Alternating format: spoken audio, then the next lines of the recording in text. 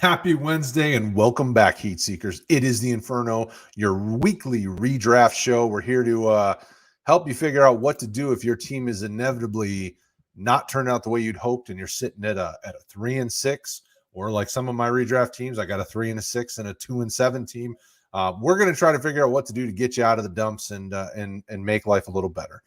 As you can see, we're a two-man show at the moment. Bryce is having a little technical difficulties, but we'll get him on as soon as we can.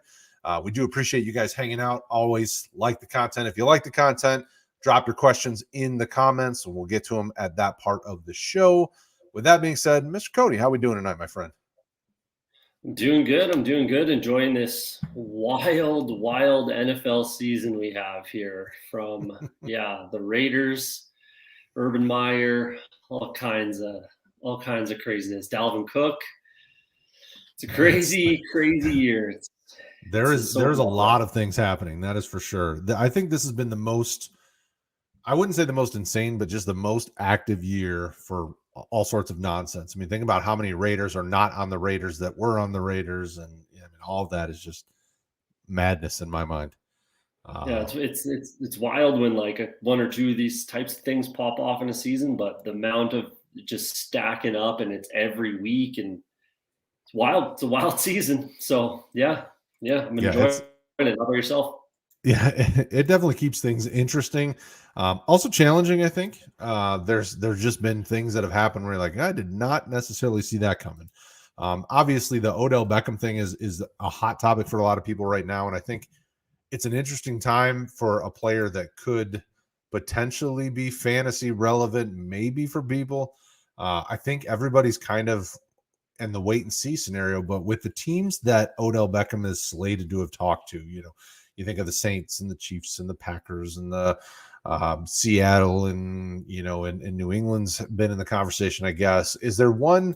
And I know personally how your Odell Beckham feelings are, but how do you feel about Odell Beckham for the crowd, as well as is there a fantasy relevant situation that he could go to that you like? So there is fantasy. I'll say right off the top, there are fantasy relevant situations that he could, find himself in. I personally think, and I have said this a lot on my own channel, I just feel like at some point his health is gonna kind of get away from him a little bit. He had a gruesome, horrible broken leg and then tore his ACL on the same leg. That's very, very, very difficult for him to come back after that broken leg and have 1,000-yard season like he did. That's amazing in itself right there. But then to tear his ACL on that same leg, at some point in his career, and at some point, it's just going to get to the point where his body just won't be able to respond to what his brain and what his reaction is telling it to do. That's just how I feel about it. And that's what I've been saying for, a couple of years now, realistically. But again, with that being said, there are some situations that he could go to, and he absolutely would be fantasy relevant if he ends up with Kansas City, if he ends up in Seattle, if he ends up with the Packers, then any of the teams, realistically, even the Saints, then that definitely is a spot where you're going to want to at least see what's there and own them. I'm not sure. You're definitely not going to want to, mortgage your playoffs or something like that if you're a team that's headed in that direction. But yeah, if he gets dropped for any reason, or if he has been dropped for any reason, absolutely go and grab him. He deserves a roster spot. And yeah, I think that he definitely can be fantasy relevant, but those 1,000-yard seasons are behind him. The 100-yard games, he might have one or two, he might get there, but that expectation to me is out the window personally. Sure. Bryce, let's see if your mic's doing all right. What do you think about OBJ? Yeah, just interrupt me if it starts doing that. No, it sounds good. You sound silky smooth. Let's keep our fingers crossed. But I somewhat disagree. I don't think OBJ is washed. I think he has, the injuries have taken its toll and kind of put a setback in what you would probably consider the prime of most careers, especially age of most careers for wide receivers. But I still see several 100-yard games in his future. I potentially see a lower 1,000-yard receiving potential with the guy. The 3-minute video of him getting missed, it's extremely obvious that he can still get open.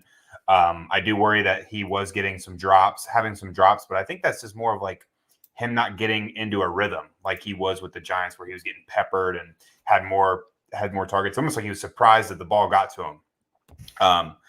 But I do agree that anywhere he goes, I mean, his fantasy value can't really go any lower than it is.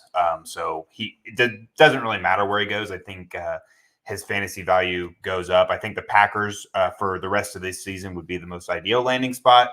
The Saints, in my opinion, would probably be the lowest. But even then, I think it's better than where he was at the Browns. And I'd put the Seahawks, Patriots, Chiefs kind of all there in the middle, just based on pecking order of depending on where he goes and QB talent as well. So, Brad, what are your thoughts? Yeah, it's an interesting situation with him. You know, we know what we remember from 2018, Odell Beckham. I mean, the highlight reel catches, and there have been times with Cleveland where you've seen him look like he was. I mean, he made some really good catches and done some of those things, but he couldn't seem to get past the nagging injuries with Cleveland. He couldn't get past the nagging quarterback that couldn't throw him the ball. I mean, there's just so many things to overcome with him that I've kind of taken in Dynasty, I have one share, and it's only because it was a throw-in on a deal. In redraft, I hadn't rostered him at all this year just because I needed him to prove it for me. I can't say that I'm out on him, and I can't say that I'm in on him. What I can say is if he goes to a team like Green Bay, like New England, I'm probably excited and roster him and throw him on the back end to see what they do with him. In a situation like tonight, I wanted to talk about if we're a losing team, this type of player probably doesn't save your season. You really can't win with a guy that you can't trust in starting. But if you're a winning team that maybe needs some depth, take a shot on him. It doesn't hurt. If you're a team middle of the road, you could probably take a shot on him. It may not help, but it probably won't hurt either. And then, I think he has potential. He's a good route runner, can be a good route runner. You've seen him do it before. If he goes to a team like New England that predicates things on precise routes and getting exactly where it needs to be so the quarterback can get him the ball exactly where it needs to go, I think that could be really beneficial for him. But they already have that. They've got Jacoby Myers. They don't need another Jacoby Myers. They needed a field stretcher. I really thought Deshaun Jackson would have been a nice fit in New England because he could be a field stretcher. But to Odell Beckham's point, I hope that it works out for him because he's worked hard to get back. Like, I know we've talked about it off air plenty of times. People labeled this guy kind of a diva, but I don't know why. He comes up and works hard. Just because other people around him say stuff, that's not him saying it. He comes in, does his job, shuts up, goes home. Like, what's the problem here? Yeah, right? He's very much he's been given that label and he doesn't deserve it at all. It's just, the typical, everyone just likes to label wide receivers as divas. And sometimes that is true, but I don't see it with OBJ. And what I said, I'm not trying to dog on OBJ. I think he could have been, and it's a travesty, he could have been one of the greatest wide receivers in the history of the NFL if he stayed healthy, right? Like his numbers, what he was, like his trajectory and what he was on pace to do was unbelievable. It was insane. His first 3 years in the league were ridiculous. And then, the injuries happened. So it's actually pretty tragic that we kind of got robbed of what could have been one of the greatest wide receivers we've ever seen play football. So that sucks, but it just kind of is what it is. But yeah, we'll see where he lands. It's interesting. I think we kind of were touching on a pre-show. It's interesting that he hasn't signed yet. Just to get in there. I'm not saying he has to play this weekend, but just to get in the building and, get some rapport with the quarterback and learn the playbook and all that kind of stuff. I'm pretty surprised that he hasn't been signed yet, considering how much interest we've heard that there is. So it's kind of weird. I don't understand why. It can't be money. I don't think it can't be money, but maybe term. I'm really not sure personally. I'm guessing Friday, maybe Saturday. Probably is kind of where the sweet spot is for him to sign, I guess. With that being said, so that's Odell Beckham. I figured we'd touch on it a little bit just to kick the show off because I know it's been a hot topic with a lot of folks that have messaged me. But tonight we're talking what to do if you're 3-6. First question is your season over? So we've got, we're going into week 10. So in theory, you probably have another 5, maybe 6. You're probably, if you win out, you're maybe 500, slightly over 500, depending on when your playoffs start. Is your season over? And what do you do with a team that's 3-6? I know that a lot of people get the feeling of, well, I just stop paying attention to the league and I move on to whatever other sport because I've got no chance and there's nothing else to do. But I would urge you to play hard and try to win to be a spoiler, right? Like I love to make people not make the playoffs, even if I'm not making the playoffs.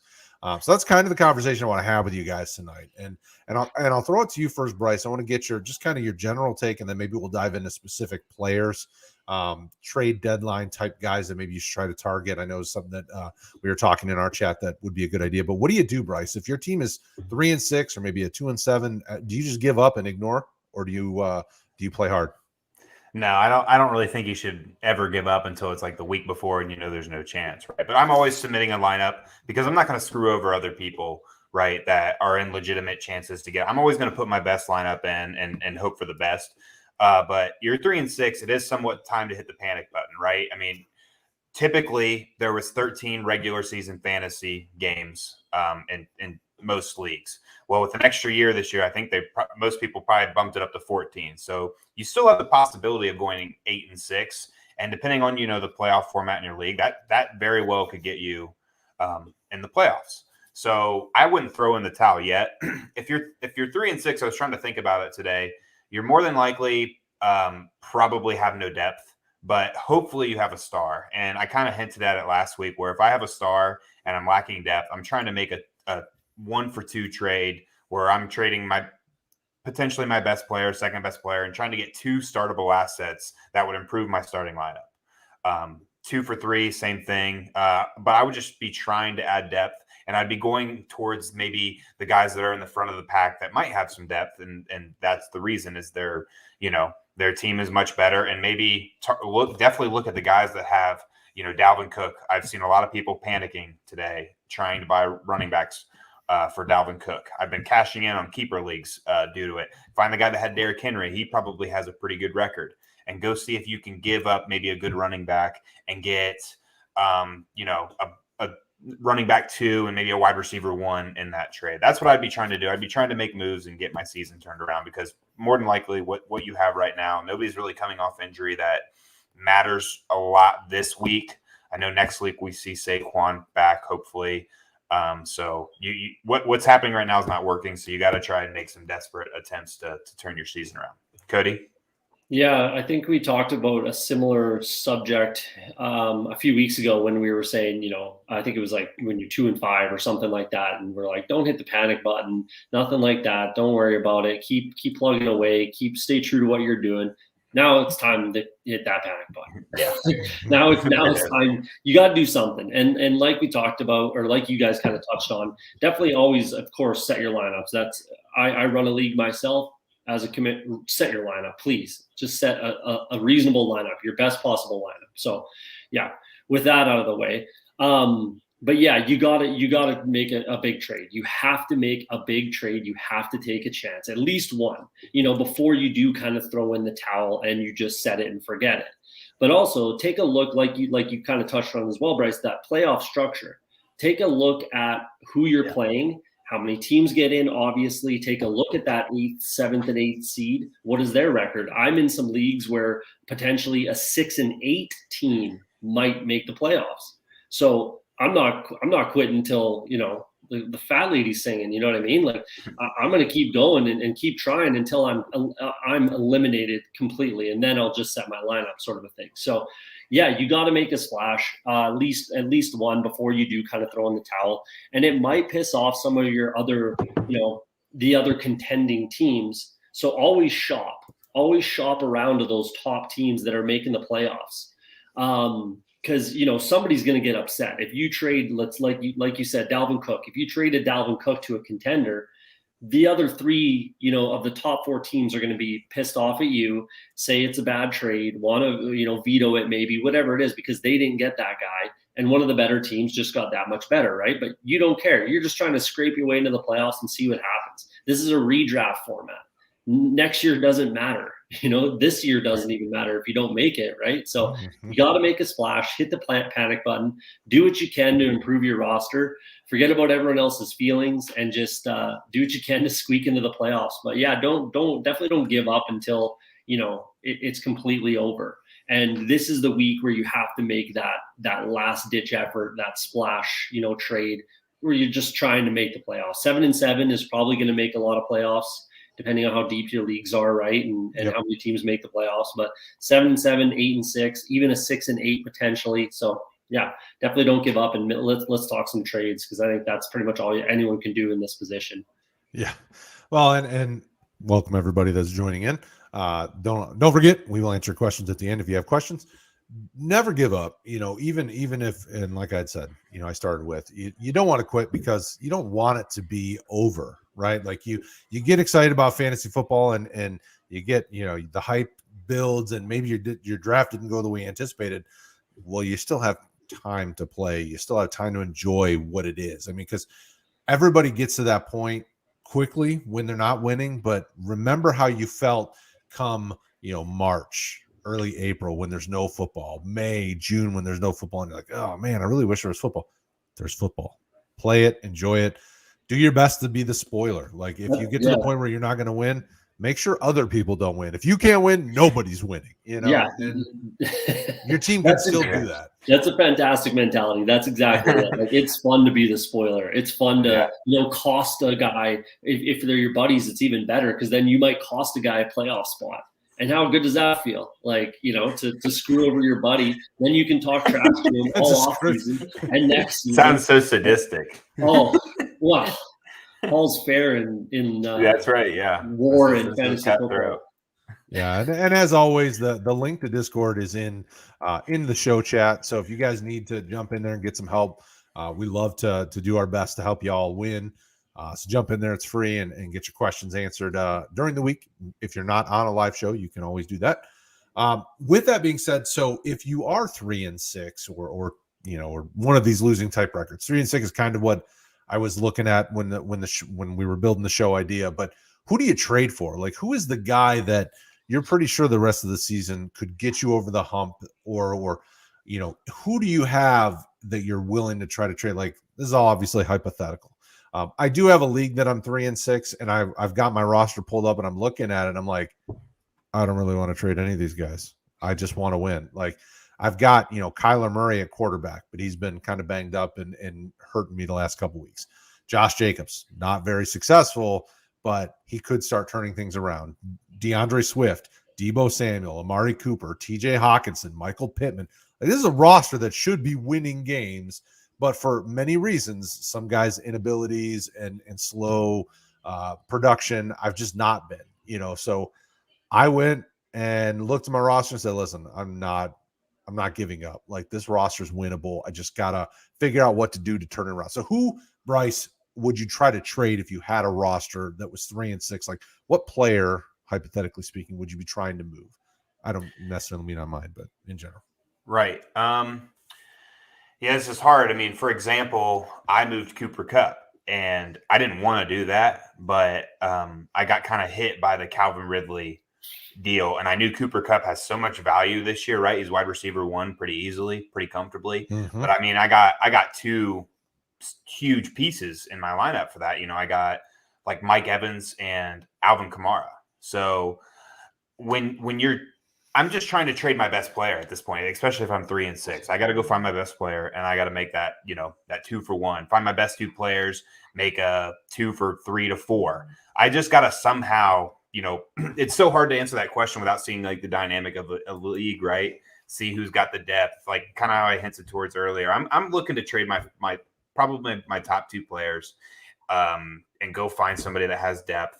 That, maybe it does improve their starting lineup, but it takes away some of their depth, but it improves your starting lineup, right? And gives you a little more depth, because what you have isn't working, right? I have Cooper Kupp on my team, but I wasn't winning because my flex plays were horrible. I didn't have a good running back 2. Now Alvin Kamara steps in as my running back 1. I replace Cooper Kupp with Mike Evans, which obviously isn't ideal, but I feel like I won that trade because my starting lineup got better. I think you just got to try and make a trade where you're getting a package to make your starting.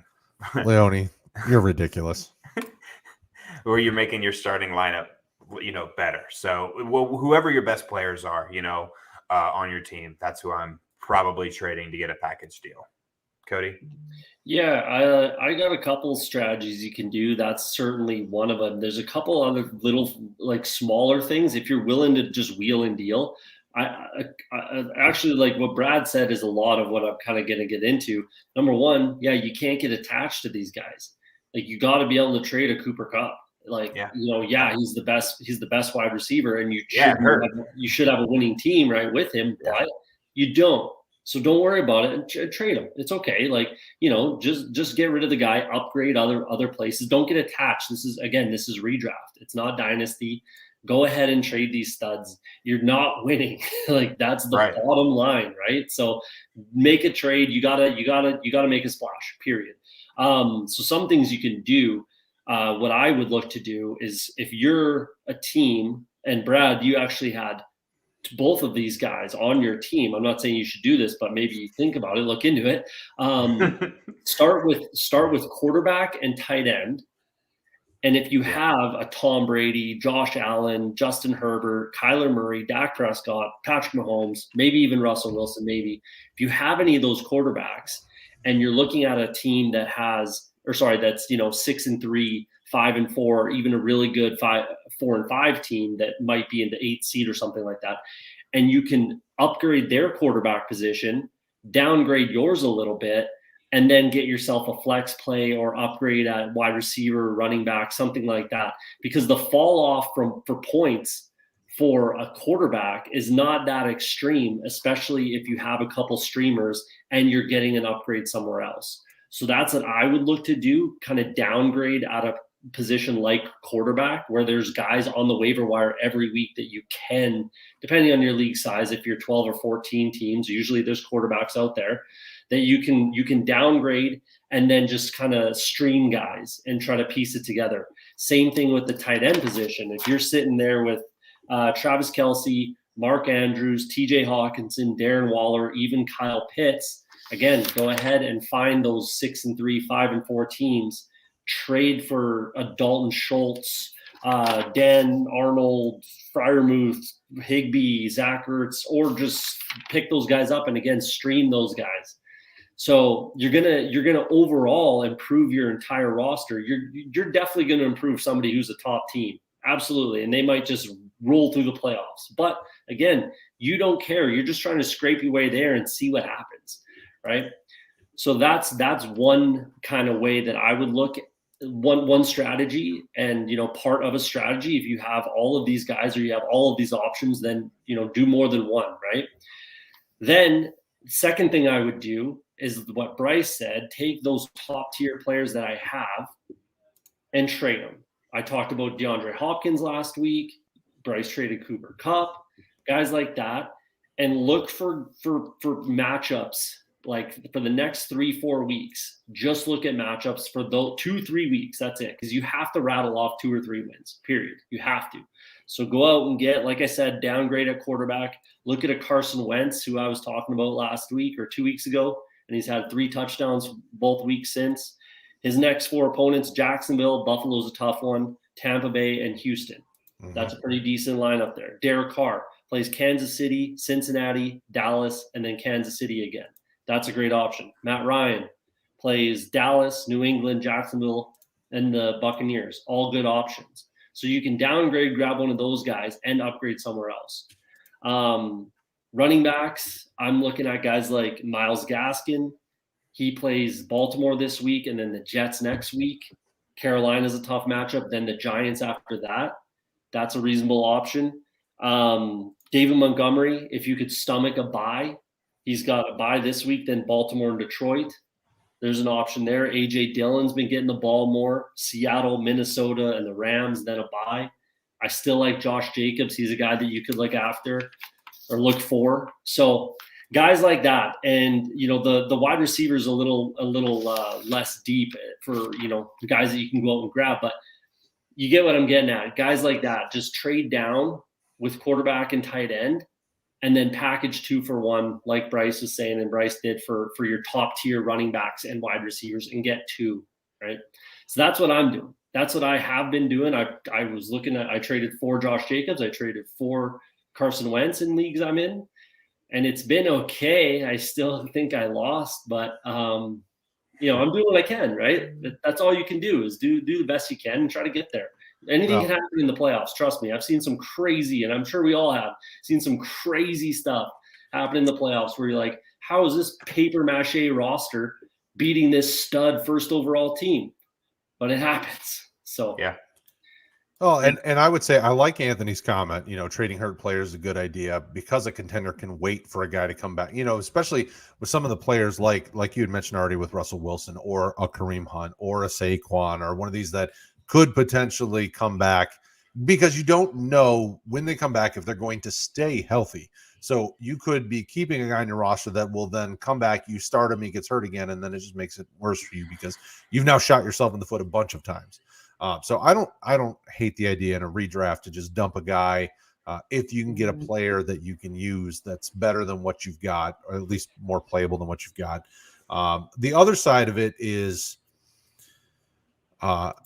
you have to do something, right? You're at 3-6, you're at 2-7, you're at 4, 3, what are you, 4 or 5? I mean, you have to do something because you're obviously not winning. Your team is not consistently dominating your opponents. So do something, even if it's a dumb idea. I mean, be careful. You don't want to do anything too stupid. But, if it's something that you're like, I don't know if it's a great idea, but you need to try to get a trade done. You need to try to get a move done. Keep your waiver wire checked up on the regular, whatever the case may be. One of those two options you have to do. You got to make a big trade. You got to make a waiver claim. You got to do something, right? Cody, any other thoughts? I do have 3 streamer options or guys that you can grab that might help you out. They might be bi-week replacement guys that should be available. Preston Wilson is the lowest on the totem pole of these 3. It definitely goes in order. I'm starting at the worst, going to the best. So Preston Williams, 24 years old, 6'4", 220. At one point not too long ago, he was looked at the potential #1 wide receiver in Miami.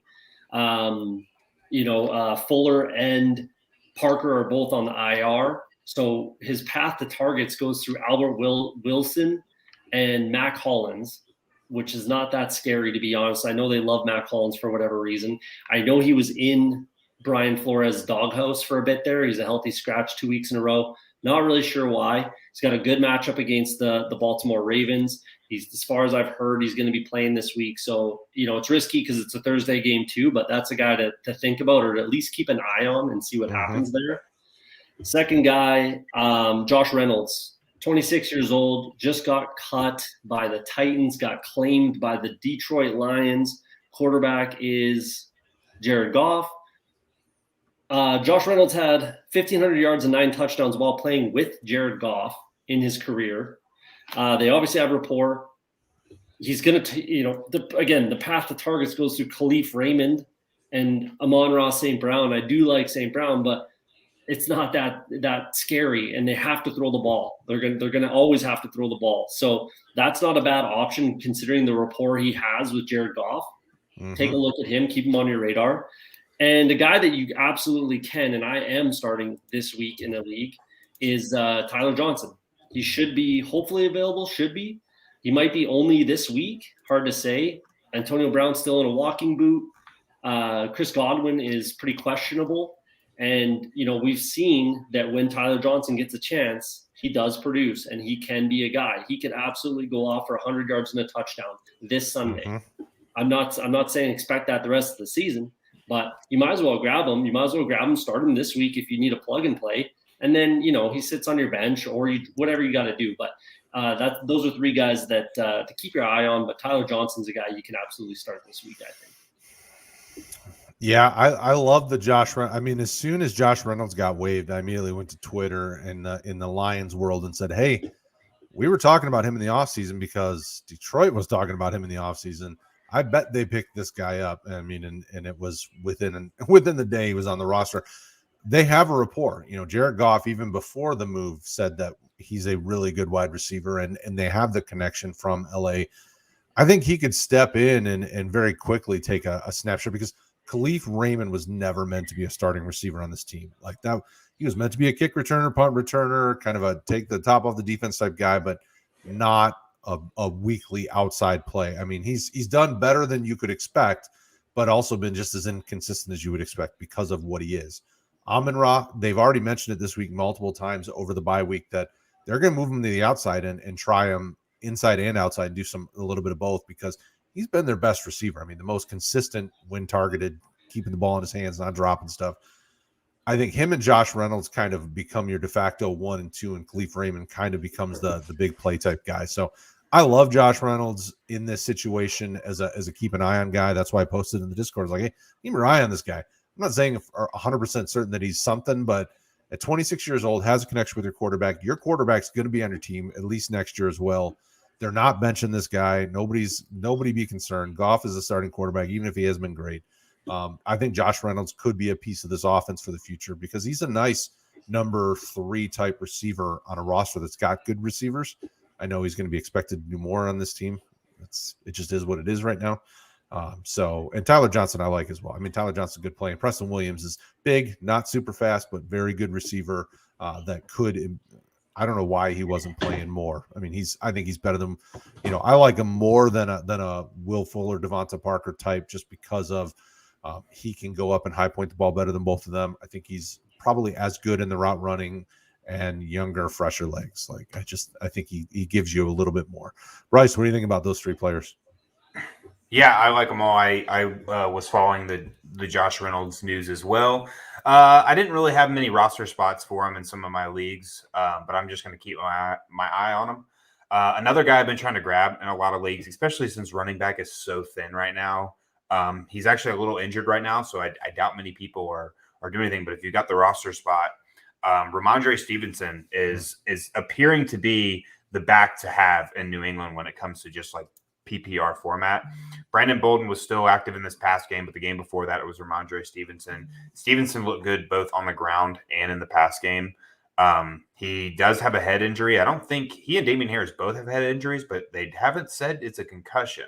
Yeah, they both are in protocol. Oh, did they got put in protocol? Okay. Did that happen today or like later last night? Because I was looking yesterday. It didn't say. Last night or today. Okay. I'm about to say I was looking yesterday and it just said head injury and they weren't put in. So they probably won't be playing this week. So Brandon Bolden also might be a guy I would be potentially starting this week. We got bye weeks and everybody's running backs are getting hurt. So if they're not on there, but I like Ramondre Stevenson for me potentially later in the season. So yeah, one of these weeks we've been. I swear Bill Belichick must watch because we've been wearing him down. Wearing him down. Eventually, the ball. He doesn't go down on first contact. He runs good routes. He's got good hands. He has all the tools to really be a 3-down back. But Damian Harris runs the ball better than him. I mean, he's just like it's almost like it's a little bit like But Ramondre Stevenson fumbled on his first carry in the NFL. So I don't know if he's fumbled since though, has he? He hadn't got nearly many touches, but I don't think so. They're like the Kroger brand of Kareem Hunt and Nick Chubb.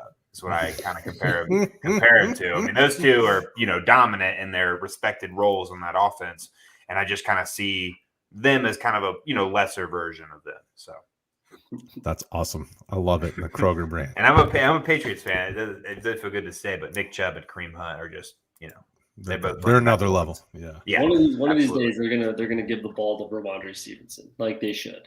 I think he should be their starter and he should be on the field 80% of the time. Damian Harris, the way New England runs, he should take over like how LeGarrette Blount was when put him in the goal line and fresh legs and whatnot. And that horrible for fantasy, but that's still not a good fantasy option for him. But in real life football, I think that's what they should do as well. That's what I've been saying since they drafted him. I think that was a great pick, but here we are. Yeah. And here we are. All right. So that's it. That's what you do with a 3-6 roster. You do something. Don't just keep sitting on your hands, people. With that being said, let's get to some questions. I know we got some in the chat, and I will take Anthony's question, albeit we already talked about this last night, and I know he did that just to just to be Anthony. All right. So rest of season, do you want Debo or Stephon Diggs? This is Stephon Diggs, not Trayvon Diggs, the cornerback. This is the receiver from Buffalo, just to make sure, because Anthony was all about the IDP chatter last night. So, Cody, who do you want the rest of the rest of the season? Debo Samuel or Stephon Diggs? I want Stephon Diggs. I want Stephon Diggs. I know most people are going to say Debo, and people on this chat. Don't maybe feed into Anthony. Don't feed into know. Anthony. Don't even do that. You don't know what other people are going to do. I didn't hear the all of the show last night, and I didn't hear this part. So No, I don't know what you guys said, but I take Stephon Diggs. I do. Just the way he gets targeted, the amount he gets targeted, and he is a better receiver. That's the bottom line. He is more skilled. He is better, in my opinion. I do like Debo. Don't get me wrong. These are two top-tier wide receivers we're talking about here. But I like Stephon Diggs personally. And quarterback play. Huge part of this conversation, quarterback play. Bryce, what are you doing the rest of the season?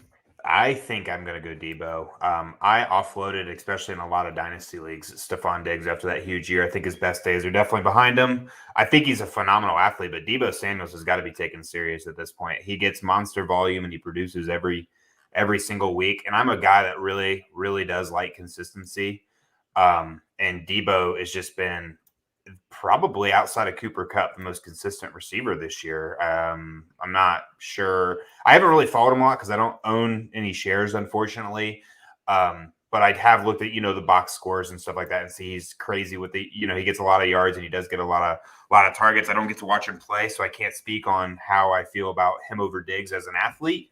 But I'm definitely on Debo Samuel. I think, we can get this. You can almost refer back to what you said earlier, Cody. You can't get too attached to players. And Anthony. I think with Diggs' performance last year, it just almost overshadows what he's doing this year. And he's just not living up to what Debo's doing. And I cut kind of those ties with, Diggs won me a year last year. He went, I believe I drafted him as my 7th pick in a redraft because, the move and Josh Allen wasn't proven yet that he just was falling so far down. And he was a wide receiver 1 last year. And I believe he probably was been on a lot of winning teams because how far he fell in redraft. But Debo Samuels is that same guy this year. Yeah. Diggs over Debo. I think it's his last year's performances are getting in the way of that. Before I tell you that you're wrong, Anthony, and unfortunately Bryce, I love Bryce. All right. Bryce may be one of my favorite people, but I got to tell him he's wrong on this. Anthony, on the other hand, is a menace to society with this conversation. But let's look at the stats. Let's look at what's going on in the world. All right, so Debo through 9 games. So he's the last game 9 targets, 11 targets, 9 targets, 13, 10, 8, 12. Stephon 8, 7, 11, 5, 11, 10, 8, 13. So I mean they're not terribly far off. Obviously Debo's getting more targets. So obviously more targets he's turning into more everything, in my mind, you got to look at what's going on around him. So Debo, remember, we got Kittle who's been on IR. Every running back on the team's been hurt for some period of time. Ayuk was ineffective for a while. Debo was the offense because, well, who else was there? I mean, so everything was getting funneled through Debo. Targets have to, exactly. Facebook user, whatever your name is. Targets have to decrease because all these other guys are coming back. Kittle's getting healthy. Ayuk is looking like he knows what football is again. There's a lot of things happening that change that. Stephon's not changing what's going on in his world. I mean, obviously Dawson Knox has kind of been up and down with the injuries here recently. I get that, but he should be back. He's going to continue to produce it at the level he's producing. Now, he hasn't had last year Stephon Diggs type numbers. He had 1 game over 100 yards. Everything else has been 89 or under, which sucks. I mean, that's just not good for a guy you are probably getting as your wide receiver 1. I get it. Rest of season, though, I think I'm going Stephon, but I don't think it matters. I mean, they're both really talented receivers that should be in lineups no matter who you've got on your roster. I like them both. I'm going against Anthony because Stephon Diggs is the much better talent. Debo is very talented. Stephon is another level talented. So everything you said about the touches was something I was going to say as well. I was just going to get there as well. They're going to target some other receivers and Kittle and all that kind of stuff. But beyond that, unless you're the owner of both Debo and Diggs, who is going to be cheaper to go out and trade for right now? Diggs or Debo? Diggs for sure. Debo. Cheaper. Oh, you think so? Oh, you think Diggs is cheaper? I think Diggs is cheaper. Yeah. Just based on yeah, he's done this year. So compared to you could Debo. put Diggs in the conversation that we were just talking about trading a stud player for 2. You could go out and trade Cooper Kupp for Diggs and Oh yeah, I don't know, someone, right? So that's what I mean. Like, unless you're the owner of both of these guys, then you can go get Diggs cheaper than you can go get Debo. Why would you trade away Diggs if you're 3 and 6? That's like at a discount. That doesn't make a ton of sense, Anthony. So there you go. There's the answer to Anthony's question. Whatever it is, you're wrong, Anthony. That's what it is. You're wrong. Although I do love Anthony. He's awesome. He cracks me up. We have a good time on Tuesday nights. All right. So Dribble God, obviously a very good basketball player, but has a football question. Clyde and Jamar for Devontae. Would y'all do it? No, I want Jamar. Like, I love Jamar. Man, that's a tough one. Devontae's so good. I'm not doing this with how thin running backs are, and Clyde's just now coming off an injury.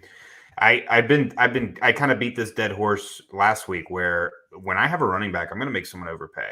Like, usually it's going to be gross because I mean, it's so thin right now with all the injury. I mean, Henry's gone. Position scarcity's coming back already.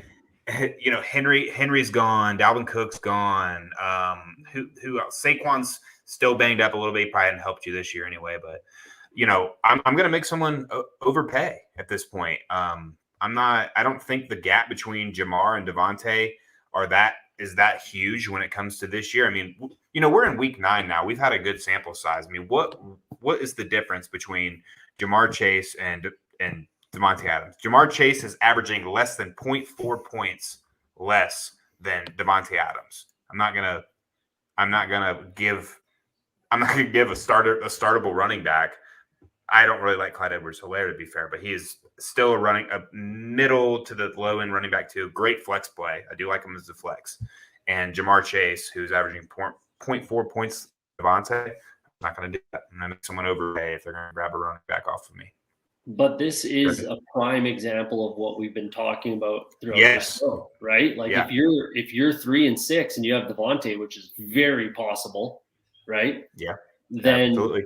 Yeah, if you need that depth and you're trading Devontae at 3 and 6 for Jamar Chase and Clyde Edwards-Helaire to get deeper and potentially squeak into the playoffs, yeah, I do it. So it depends on how your record at this point. Yeah, right? But we're agreeing we like the Chase and Edwards side. But I would, you could still shoot that out there and hope, you get a bite. But it makes sense even for if the other team is 6-3 or whatever, or 6-3 or 7-2 or something like that, and they're just trying to like have a stacked roster for the playoffs. It makes sense for them too, even to trade away that depth, right? So it depends on those, like Say they tried for Cooper Kupp and they didn't want, so they want maybe the next best thing and Devontae Adams, and it could make sense for teams, but absolutely. There you go. So there you go. Keep the 2 if you got them, or take the 2 if you're trading for them, whatever that works out as. Hopefully it helps you out. Dribble God. All right. Rock Out says, I traded Zeke and Pollard for Cook. Full PPR. Thoughts? Might be risky with Cook's situation.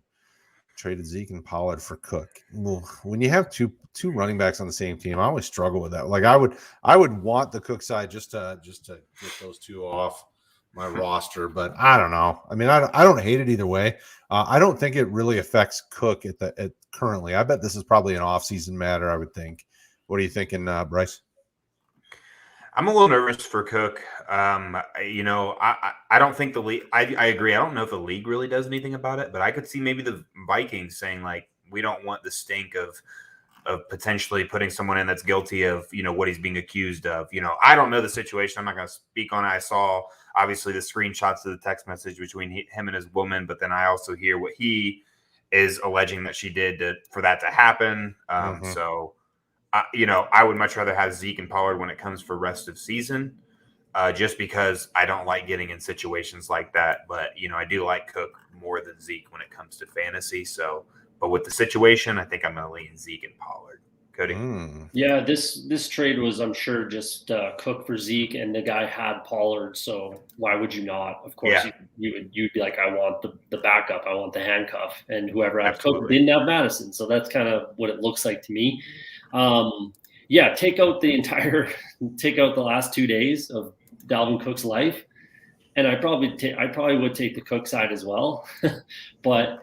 Yeah, things like this just, throw a little mud in the water, and it might even, it's hard to say where a guy's head's at. Like, this is a real life situation for Dalvin Cook. I know we talk fantasy, but this is a very serious real life situation for him. Right. And if you're going to think that that's not on his mind, you're wrong. Because it's absolutely going to, be on his mind, and it might affect his play and things like that. It's risky. So, I had a guy that I could maybe trade to get Dalvin Cook. That's off the table completely for me. Just because it's a little risky. Yeah, and add a little more context. Cook would be his RB2 because he's got Najee. So right now he's got Najee, Zeke, and Pollard, and he's trying to up his RB2 game if Cook is, if everything's good with Cook. How much of an upgrade is Cook from Zeke, regardless? Yeah, it's really regardless of any of this conversation. How much of an upgrade is he? Cook's probably a little more consistent, but Zeke, yeah. Like everyone just really wants Tony Pollard to be a thing. The fact is they still feed Zeke. Absolutely. Zeke's only 25? He's one of the best running backs in the game. Yeah. Like, that's a fact. That's period. End of story. Yeah. So, after week 1 and 2, I mean, people are like, we just need to sit Zeke and do. But Pollard's great outside the tackles. He does not run in between the tackles like Zeke. Like, it's especially after week 1, right? Zeke, they threw the ball all over Tampa Bay, and Zeke was just in there to block, right? Yeah. But you gain a lot of respect from your organization when you go in there and you're taking on Levante, David, and Devin White, running full speed at you in those A gaps. Like, they're gonna feed that guy, and he's just their man. So I don't see much difference in value with Cook and Zeke either. Yeah. So there you go. I don't really mind either way. Like, if you made the trade to go get Cook and you think he's going to be playing the rest of the season, he's a better play than Zeke. If you're not sure and you're uncomfortable by it, I'd go with Zeke and Pollard. I mean, it's not really hurting yourself either way. I mean, because there's no other pieces to this trade, it's not like it's going to kill you either way. If you keep Zeke, he's your number 2. Yeah. Not a big deal. It's not the worst. I wouldn't say you're silly for doing it if you do it. I just think it's more or less a lateral move. Right. The risk isn't worth the small reward, I think, that you get out of it. The juice isn't worth the squeeze. Yeah. Well, thank you, Mr. Leone, over in the super chat, dropping some cashola. That's very nice of you. Very sweet of you. So let's get to his question. Luca or Steph Curry? Steph. Doesn't it? What? Really? Yeah. I don't like Luca? players. I don't like players that flop. So it's Steph for me. Luca, I'm not so sure Steph doesn't flop either. He does not nearly cry as much as Luca. I can't even watch basketball anymore. It's like watching soccer. I know. I watch college basketball. That's pretty much all. I'll watch the playoffs are usually a little bit better because they're actually trying the whole time, whereas in like the regular season. But I'd go Steph Curry in this one too. Yeah, Steph's on MVP track. He's on MVP track again. So yeah. All right, there you go, Anthony. Thank you, my friend. As always, we do appreciate the support, both in the chat and out of the chat. DT, standard scoring, week 10. Russell Gage, Tyler Johnson. Who are you playing this week? If Godwin sits and he doesn't play, Tyler Johnson, no question, in my opinion. No question. Only if Godwin sits. If Godwin's out and AB is out, Tyler Johnson is a must start in pretty much any format, in my opinion. Yeah, I agree. Russell Gage, when Calvin Ridley's news came out, I was like, oh, cool, I'll fire up all my Russell Gage shares. He might have a solid floor, and his floor is 0. It literally was 0 points. He was also coming back from injury. Yeah. He came back the year. He came back the week. Oh yeah, it was. It was against Panthers. So he was 2 weeks out. He was 2 weeks out of injury and put up an absolute. Why didn't he get targeted against Carolina? I have no clue. I don't know. Because he 467 a touchdown, then absolutely nothing against Carolina, then 7 for 64. I mean, he's been very fantasy relevant 2 of those 3 weeks. Yeah. I Two don't. of the I just last don't. 3 weeks. Yeah, Yeah. 2 of the last 3. He was injured. I don't necessarily think he's substantially better than the number 2 and 3 behind him. Like, I think he's better, but I don't think it's substantial. Like, Tajay Sharp and Ozakias seem like they can do just pretty much everything he can, maybe at a shorter level. But if it's Mike Evans and Tyler Johnson and then Gronk, like, I think Gronk's he's probably definitely out too. Gronk's probably Is he out again? Okay. Yeah. Was he out last week? Oh yeah. Was he? Okay. Yeah. So it's Tyler Johnson. Yeah. I like both plays. I think Tyler Johnson's fine. I think I will say I think Gage gives you more if it was a PPR format. I think Gage gives you more value because he's probably in the 5 to 7 catch range, which is always nice. But Tyler Johnson, I think, gets you better opportunity for bigger yards and a touchdown. So in a standard format, it's probably Tyler Johnson. Blue Crew, welcome, my friend. 12-team PPR Superflex league. I feel I need to roster at least 3 QBs at all times in a league where QBs are worth gold. Do you guys agree? Well, yeah. Well, yeah, absolutely. Unless those QBs aren't. I mean, unless your third QB is not great, then you can try to move them for better upgrades at another position. But yeah, 3 is always good. Yeah, I agree. I don't play Superflex, but I agree. Okay, let's see. They're the golden. V-Tech Vang, welcome, my friend. I don't know that I've seen you in the chats. I'm glad you're here. Patriots or the Buccaneers defense this weekend? So let's fire up the schedule. Patriots play the Browns. I'm starting them. Bucks play Washington. Yeah, I'm starting them. I think I'd go Bucks, man. I go Bucks. Yeah, I go Bucks for sure. And that Bucks defense can be dirty against Washington because Washington's just been terrible. Their offensive line is spotty at best in Washington. Fair. So I think New England's got more opportunity to get picks, which typically lead into touchdowns more than fumble recoveries do. So I'm just going to take the team. Usually when it comes to this, I take the team that's got a better chance of getting an interception, where I think that the Browns don't really have a wide receiver better than our, I think it's going to be J.C. Jackson and Jarvis Landry, and I think that's going to be rather easy for him. And then I think it's Donovan Peoples-Jones gets single coverage with whoever our other corner is at the moment with what's his name down, Jonathan Jones down, and he's going to get the safety help over top. And our safeties have been playing much better this year. So I think Browns are just probably going to run the ball 45 times. I mean, yeah, they're going to try, but the run defense has also been a lot better. The only thing they struggle with, the biggest thing New England struggles with, is running backs that can catch the ball. So if Nick Chubb gets more involved in that, if he gets cleared from COVID, which he has a very good chance of, he's vaccinated. I'm thinking the interception. We don't need to talk about this too long, but I think the interception potential might be higher because Washington's going to have to be throwing the ball. Brady is going to go ham on that defense. Absolutely go. He might throw for 8 touchdowns on that team. Their pass defense is terrible. Mm-hmm. And even if Godwin and AB are out, I still think he can throw for 4 touchdowns on that team without breaking the sweat. But outside of this past week, the Browns really haven't looked that impressive. I think they've looked like a mediocre team at best. No.